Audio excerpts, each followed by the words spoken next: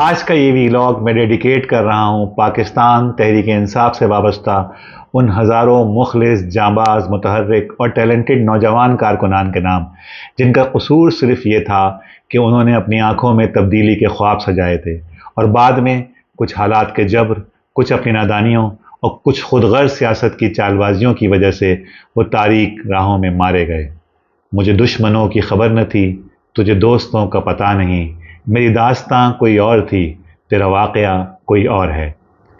ایسا ہی کچھ I T کے شعبے سے وابستہ لاکھوں روپیہ ماہانہ کمانے والے لاہور کے ایک انتہائی باصلاحیت نوجوان حاشر خان درانی کے ساتھ دیکھنے میں آیا، جو خان صاحب، اسٹیبلشمنٹ اور پی ڈی ایم کی بے رحم سیاست کی بھینٹ چڑھ گیا۔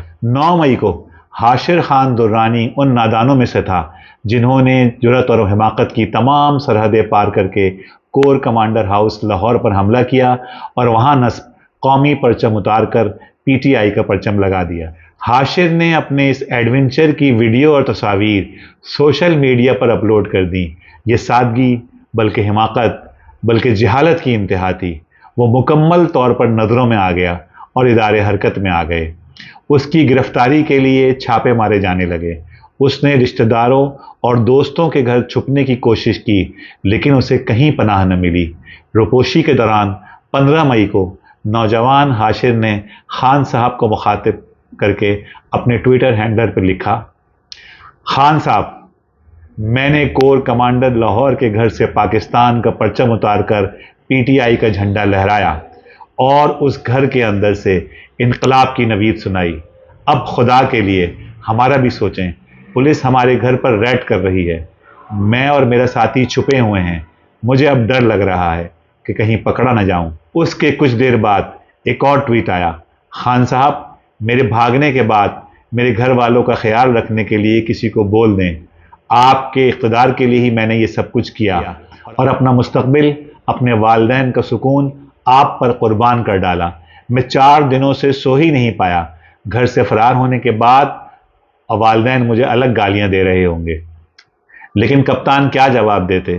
وہ تو بری طرح ڈسٹرب تھے کہ وہ اپنے بیٹوں کے ساتھ پاکستان کے شمالی علاقوں میں گرمیاں نہیں گزار پا رہے۔ 20 مئی کو 2:29 پر حاشر کی آخری ٹویٹ آئی: میری دوستوں کو نصیحت ہے کہ اپنا اور اپنے خاندان کا سوچو۔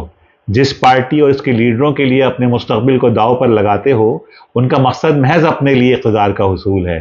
الٹا جب آپ کوئی کام کرتے ہیں اور وہ کام بگڑ جائے تو پارٹی یہ کہے گی کہ آپ اس کے ورکر ہی نہیں۔ دل خون کے آنسو ہوتا ہے۔ بالآخر 21 مئی کو حاشر درانی پکڑا گیا اور مضبوط تصویری اور ویڈیو ثبوتوں کے پیش نظر اسے ملٹری کورٹس کے حوالے کر دیا گیا۔ قافلے دلدلوں میں جا ٹھہرے، رہنما پھر بھی رہنما ٹھہرے۔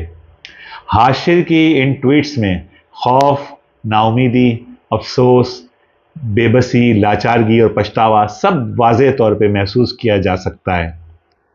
حاشر کا قصور کیا ہے؟ حاشر ان ہزاروں محب وطن، فاصلاحیت اور فعال نوجوانوں کی نمائندگی کرتا ہے جو اپنی آنکھوں میں پاکستان کے مستقبل کے خواب سجائے خان صاحب کے ہم رکاب تھے۔ وہ اسے حق اور باطل کا مارکا سمجھ رہے تھے۔ اس کو پٹی پڑھائی گئی تھی کہ اس ملک کا روشن مستقبل خان صاحب سے وابستہ ہے اور ان کا ہر مخالف چور اور غدار ہے۔ اس کے ذہن میں کپتان کے ہر مخالف کے لیے بری طرح نفرت بھر دی گئی تھی اور یہ پٹی پڑھانے والوں میں خان صاحب کے ساتھ اس ملک کی اسٹیبلشمنٹ بھی برابر کی شریک تھی۔ لیکن آج کٹہرے میں حاشر جیسے نوجوان اور ان کے خاندان کھڑے ہیں۔ اب صورتحال یہ ہے کہ خان صاحب اس ساری صورتحال سے لا تعلقی کا اظہار کر چکے ہیں۔ پارٹی رہنما یا شیخ اپنی اپنی دیکھ کے مصداق پارٹی سے لا تعلقی کا اعلان کر رہے ہیں۔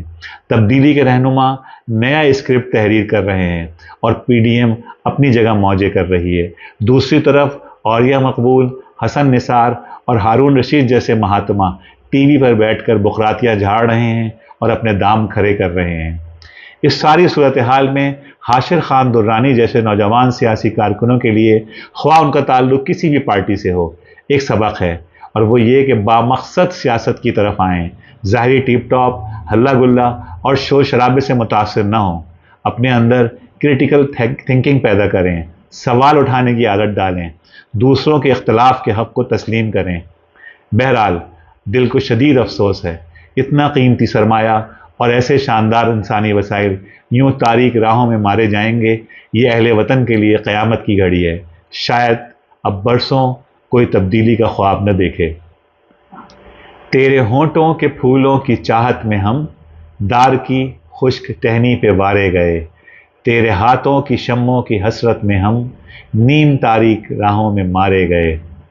سولیوں پر ہمارے لبوں سے پرے تیرے ہونٹوں کی لالی لپکتی رہی، تیری زلفوں کی مستی برستی رہی، تیرے ہاتھوں کی چاندی دمکتی رہی۔